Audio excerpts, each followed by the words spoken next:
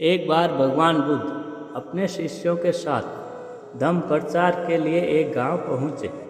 गांव में पुराने ठूंठ के पेड़ के नीचे ठहरे। उनके गांव में रुकने की बात जैसे ही लोगों तक पहुंची, वह बुद्ध के स्वागत की तैयारियां करने लगे। किसी ने उन्हें बैठने का आसन दिया तो किसी ने भोजन पानी की व्यवस्था की। घास फूस का छज्जा बनाकर कुछ लोगों ने वहाँ छाया और सत्संग के लिए लोगों के बैठने का प्रबंध भी कर दिया। धीरे धीरे लोग वहाँ आते और बुद्ध को प्रणाम करके एक ओर बैठ जाते। सत्संग के दौरान लोगों ने बुद्ध से ऐसे तमाम उपाय जानने की कोशिश की जिससे वे राज्य और लोगों की उन्नति में अपना योगदान दे सके। लोगों ने पारिवारिक जिम्मेदारियों को निभाने के साथ साथ मोक्ष की प्राप्ति के उपाय भी पूछे। जीवन में मध्यम मार्ग अपनाने की सलाह देते हुए बुद्ध ने उन्हें शांति और उन्नति का मार्ग बताया। शिष्य यह जानकर हैरान रह गए कि उस गांव में किसी ने भी क्लेश या राज की उपेक्षा से संबंधित कोई शिकायत नहीं की। उस गांव में कुछ माह पहले एक सूखा पड़ा था। अगले दिन सुबह बुद्ध अपने शिष्यों के साथ वहां से जाने के लिए तैयार हुए तो गांव के लोगों ने उन्हें आदर सहित विदा किया। जाते वक्त भगवान बुद्ध ने उनके लिए आशीर्वाद में कहा, यह गांव उजड़ जाए। यह सुनकर शिष्य अचरज से एक दूसरे का मुंह देखने लगे, लेकिन किसी से कुछ कहा नहीं। वे चुपचाप बुद्ध के पीछे चल दिए। लोग एक दूसरे के खून के प्यासे उस गांव से चलने के बाद वह जंगल, खेत और बगीचों से होकर एक हरे भरे गांव में पहुँचे। पसीने से लथपथ, थकान से हलकान शिष्यों ने गांव में एक आम के वृक्ष के नीचे ठहरने का आग्रह किया। बुद्ध वहीं रुक गए। किसी ने पेड़ के नीचे बैठकर अभी सांस भी नहीं ले पाए तो एक पत्थर एक शिष्य के सिर पर लगा और चोट लगने से बहुत खून बहने लगा। पत्थर गांव के एक युवक ने पेड़ पर आम के लिए मारे थे।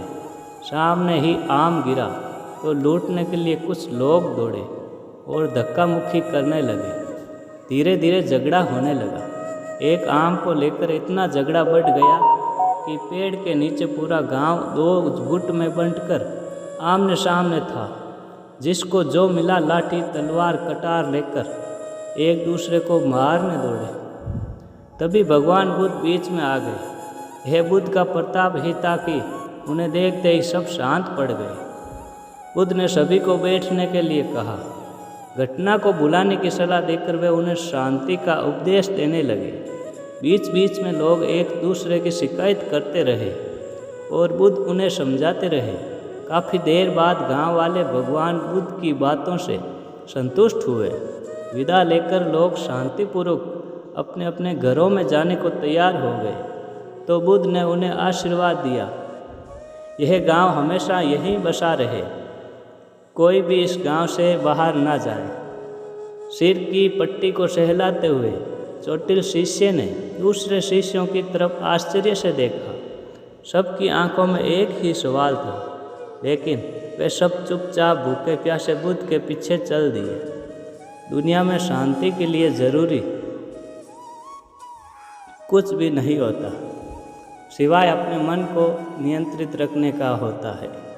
शिष्य बुद्ध के पीछे चुपचाप चल ही रहे थे। शिष्यों के देर तक चुप रहने की वजह भगवान बुद्ध जानते थे, फिर भी वे उन्हें मुंह से सुनना चाहते थे। सो पहल करते हुए उन्होंने पूछा, क्या बात है, इतने चुप क्यों हो? एक शिष्य ने कहा, भगवान कुछ नहीं, साथी को चोट लगी है तो। बुद्ध ने कहा, ऐसा तो पहले भी हो चुका है। धम्म प्रचार में यह सब सहना पड़ता है। वैसे भी भिक्षु इतना कमज़ोर नहीं होता। दूसरे शिष्य ने कहा, भगवान एक शंका है, किंतु आपकी बातों पर शंका। बुद्ध ने कहा, किसी की भी बातों पर आंख मूंद कर विश्वास नहीं करना चाहिए। शंका हो तो बातचीत से उसका निराकरण होना चाहिए, नहीं तो अंधविश्वास और गलतफहमी पैदा होती है। धम्म तो ऐसा करने को नहीं कहता।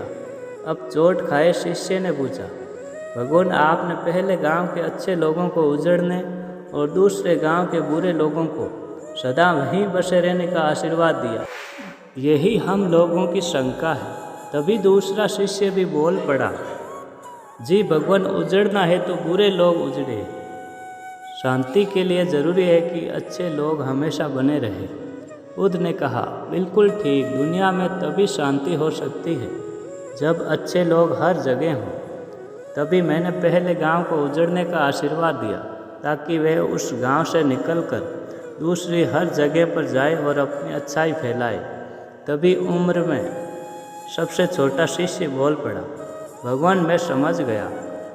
आपने दूसरे गांव के बुरे लोगों को सदा वहीं बसे रहने का आशीर्वाद क्यों दिया, ताकि उस गांव की बुराई वहीं बनी रहे, बुरे लोग दूसरे जगह ना पहुँचे। वे जब वहाँ से बाहर नहीं जाएंगे तो उनके झगड़े, क्लेश, चोरी इत्यादि बुरी चीज़ें भी नहीं फैलेंगी। धन्यवाद।